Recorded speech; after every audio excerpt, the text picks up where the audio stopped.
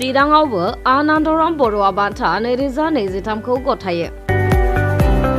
Metric आनजादाव 75 जौखोन्दोनिबो बारा अनजिमा मोननाय फरायसाफोरनो आसाम सोरखारनिफ्राय 2005 मायथाइनिफ्राय होबोबाय थानाय आनन्दराम बर'आ बान्थाखौ दिनै गासै आसामावनो राननाय बादि चिरां जिल्ला खुंथायनि बानजायनायाव गासै 325 फरायसाफोरनो 15,000 रांनि चेक गथायो। मन्त्रि उरखावगोरा ब्रह्म, इएम धनन्जय बसुमतारी, एमएलए जयन्त बसुमतारी, अजय रय, जिल्ला बेंगिरि पि विजया भास्कर रेड्डी, एसपि प्रन्जित बरामोननि नुजाथिनायाव চন্দন বৰ্মাৰ নামটো খুব চৰ্চিত হৈ আছে যে ইপিপিএলৰ হৈ তেখেতক প্ৰাৰ্থিতা প্ৰদান কৰাব বা তেখেতে ইপিপিএলত যোগদান কৰিব। এই সন্দৰ্ভত মইতো নিৰ্বাচন আয়োগে কেতিয়া নিৰ্বাচনৰ দিন ঘোষণা কৰে তাৰ কাৰণে বাট চাই আছোঁ। 1.5 মাহ আগত মোৰো নাম চৰ্চা আছে। কোনে কৰে মই নাজানো। এইটো চন্দন ব্ৰহ্ম কেণ্ডিডেট হ'ব পাৰে তেনেকুৱা চৰ্চা ক'ৰ পৰা আহিছে মই নাজানো। যোৱাকালিলৈকে প্ৰমোদ বড়ো ডাঙৰীয়াৰ লগত একেলগে মিটিং কৰিছোঁ আমি।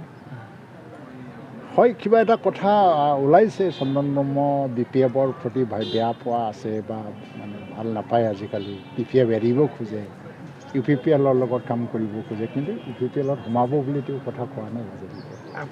কোনোবা যদি তেওঁলোকে মানে বিনা চৰ্তত যদি নৈতিকভাৱে আমাক সহায় কৰে আমাৰতো ক'ব লগা নাই।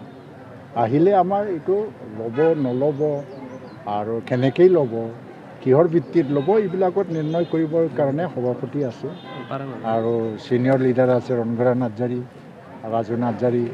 দলত এইটো বিচাৰ বিবেচনা হ'ব আৰু তাৰপিছতে মই ক'ব পাৰিম। মই ক'বলৈ কোনো কৰ্তৃত্ব নাই ইয়াৰ ওপৰত।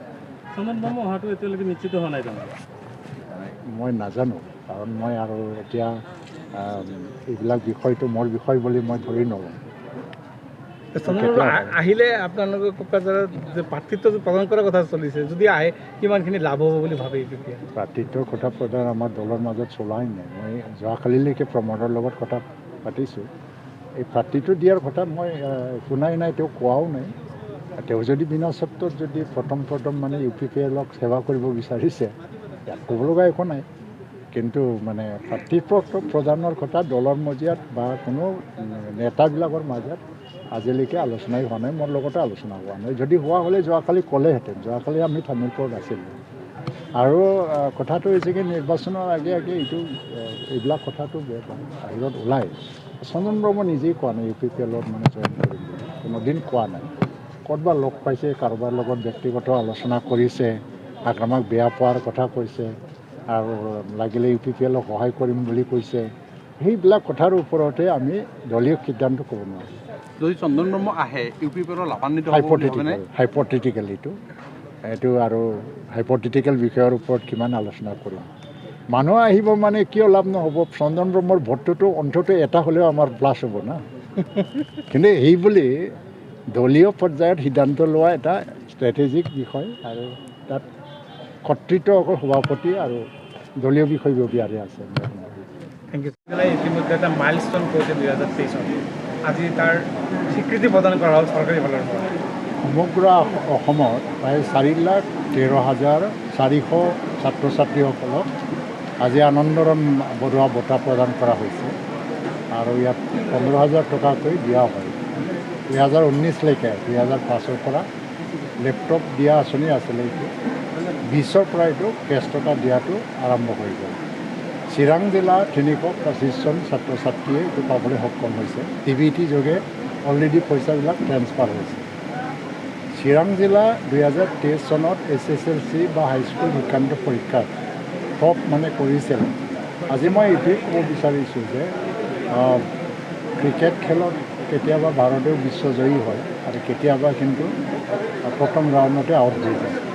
তো আমি টপ পজিশ্যন পোৱাটোকে আমি ইয়াৰ ষ্টিক বুলি ধৰি ল'ব নালাগে। আমাৰ তলত নামি আহিব পাৰে। শিক্ষা বিভাগ আৰু শিক্ষক গাৰ্জেন চবেই মিলি পেলাই এই লেভেলটো যাতে মেইনটেইন কৰে, যে কেইবা বছৰলৈকে কমচে কম চিৰাং জিলা টপ 5ৰ ভিতৰত থাকিবই লাগে। যদি নেক্সট ইয়াৰতো টপ 1ত আহি যায় তেতিয়াতো প্ৰশংসনীয় এটা পদক্ষেপ। কিন্তু একবাৰ আমি টপ পজিশ্যনত আহিছোঁ বুলি আমাক মানে এনেকুৱা চাৰ্টিফিকেট দিব নোৱাৰি যে চিৰাং সদায় ভাল হৈ যাব।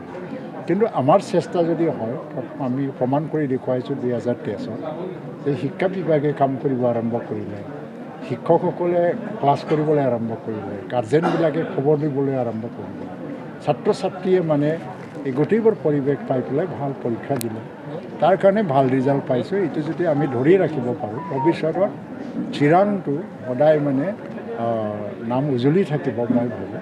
কাৰণ মানে এতিয়া যিটো পাৰ্টিচিপেটৰী এটা কনচেপ্ট চবতে গাৰ্জেনৰ ৰলটো এনেকুৱা হৈ গৈছে যে যি পৰিয়ালত ব্ৰাইট মানে গাৰ্জেন আছে এই পৰিয়ালতে ব্ৰাইট মানে ষ্টুডেণ্টছ ওলায়, বা যদিও জন্মগতভাৱে কোনোবা ল'ৰা খুব মেধাৱীও আছিলে কিন্তু কেয়াৰলেছ গাৰ্জেন যদি হয় তাৰ মেধাৰ যিটো এটা লেভেল সেই লেভেললৈকে সি হয়তো বা সফলতা পাব নোৱাৰিবও পাৰে। কিন্তু কেয়াৰফুল গাৰ্জেন যদি থাকে মেধাৱী নোহোৱা এভাৰেজ ছাত্ৰ ছাত্ৰীসকলেও ভাল ৰিজাল্ট এটা কৰিব পাৰে।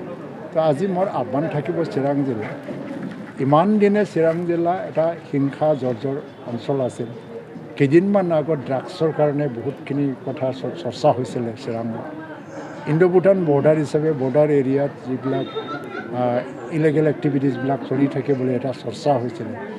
কিন্তু এই চৰ্চাটো সলনি কৰিব লাগিব। ভূটান মানে আধুনিক জগতত পদাৰ্পণ কৰিছে, উন্নতিৰ পথত তেওঁলোকেও আগবাঢ়ি গৈ আছে। আগন্তুক 20 বছৰত নতুন ভূটানৰ চেহেৰা আমি দেখিবলৈ পাম। ইয়াৰ দ্বাৰাদি আমিও খোজ মিলাই পেলাই আগবাঢ়ি যাব লাগে।